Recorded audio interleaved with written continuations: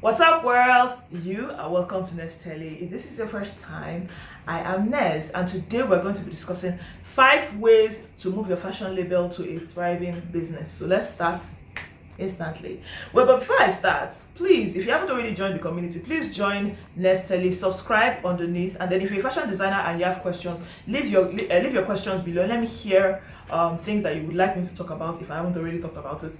And if you're a fashion consumer, write something below explaining what you wish fashion designers would do, and that will go a long way to help. Thank you. Okay, so let us begin. Number 1, write clear goals about the vision that you have. Now, you have a vision. The way goals work, you have a vision. You have an idea. I want to have blah blah blah at blah blah blah. You have that written down. Now, write goals that you're going to do every day to get towards this particular vision that you have in mind. Now, it is said that at least 2 hours a day you spend time doing something towards this vision.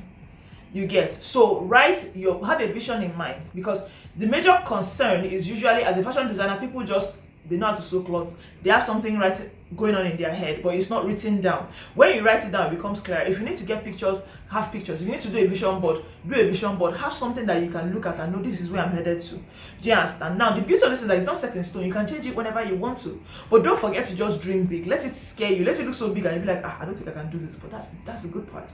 Do it. Do you understand? That way, even if you fall short on something even bigger than you.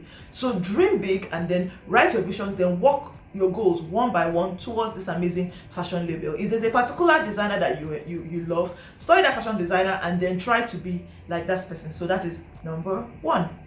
Number 2, get as much business education as possible. Spend time with other fashion designers. If you're someone that just left design school and you don't quite know how to, or even if you've already started, first of all, you don't know how to navigate the business. You don't know how to start and all that. It actually makes sense that you spend time working with someone who's already a fashion designer. Spend time working with the person. Don't focus so much on the money at that time as much as you focus on the experience. Do you understand? Spend time with another person, see what they are doing, see how they are doing it, make your mistakes, see their mistakes, see the things that you'd rather do before you start your own. But that being said, read as much as you can, look for as many opportunities that you can take to get a business education. Do you understand? Understanding things like numbers, customer care, there are different arms. Production, people that are producing outside the country, how are they doing it?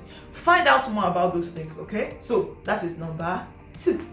Number 3, get familiar with your numbers. See, imagine your numbers are like your best friends, right? Sit down in your sitting room or sit down in whatever space and hug your numbers. Your numbers are the bloodline of your business. Your cash, your money, your inventory, your debits, your credits, your taxes, your bills, they are your friends. Do not run away from them.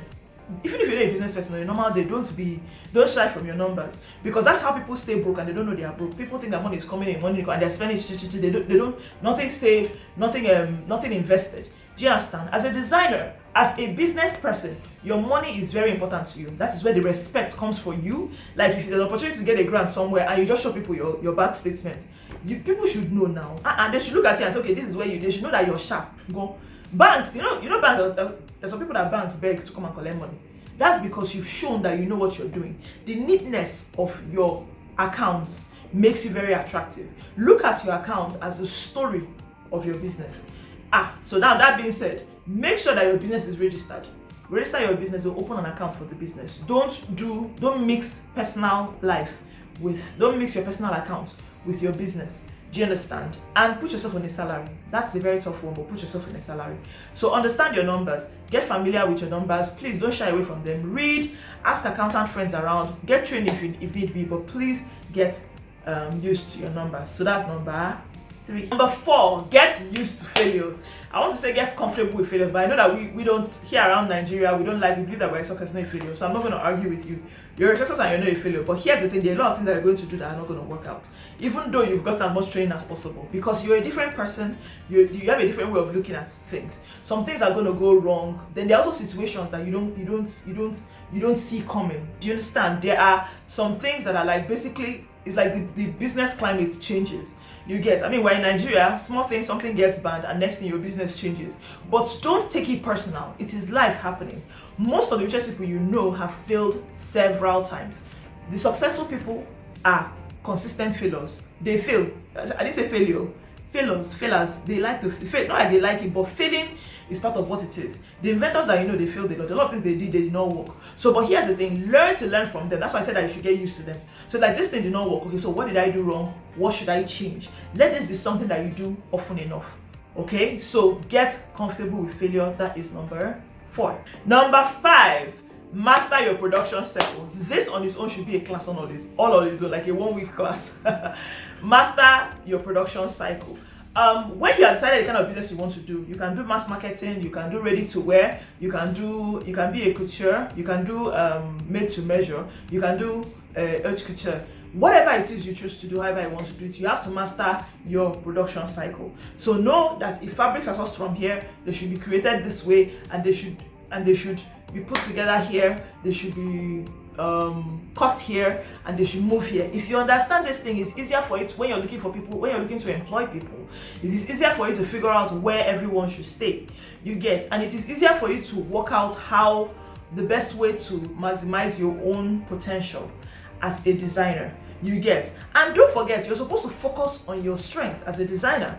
So this deal where in Nigeria here, a lot of us, the way we do our work is that people give you material, then you make clothes. So the deal where any material anybody gives you, you say, me, I can do it, and then you take it and do it, is actually not very helpful to you, even if you can do it, because you realize that there are some things that you don't do very well, or very fast, or very smooth, unlike some other things. Try and focus on the ones that you do very well, because first of all, you don't shoot yourself in the foot, because you're creating great work, you're doing it fast enough, and then personally it's letting you have time to be able to create it. It's letting you have your spread your tentacles so that you can do it and do it very well. Okay, so that is number 5. Mastering your production cycle. Okay, understanding where everybody should be, understanding where your own strength is and where you should be is not everything that you're supposed to be doing. Okay, so that's number 5. And then we have bonus. Our bonus today is to read a book. The book we're talking about today is The Cashflow Quadrants by Robert T. Kiyosaki. Robert T. Kiyosaki explained how in a quadrant, in this cashflow quadrant, you can either be an employee, a self-employed person, a business person, or an investor. Now, the idea is to move from the left side of the cash flow quadrant to the right side of the cash flow quadrant. Do you understand? So get to a point where you become an investor. Now, this also ties to your vision. If your vision is that 10 years from now, you're going to be this big, wonderful designer, do you think that 10 years from now, it makes sense that you're still there working? Most of the big business people that you know, after a while of their business, they get up and they leave because they want to do other things. Do you understand? Bill Gates is no more CEO of Microsoft. He's now CEO or something like that. He gave someone else to be doing that work. Jeff Bezos, I heard recently, now this is not factual yet, but I heard recently that he has left. He has decided to quit as Amazon CEO. The owner of TikTok has sold TikTok, said he's no more doing. You get, TikTok is still going to run. He has been able to create this big, beautiful, this thing. Now he said he wants to play with his money. He has gone to play.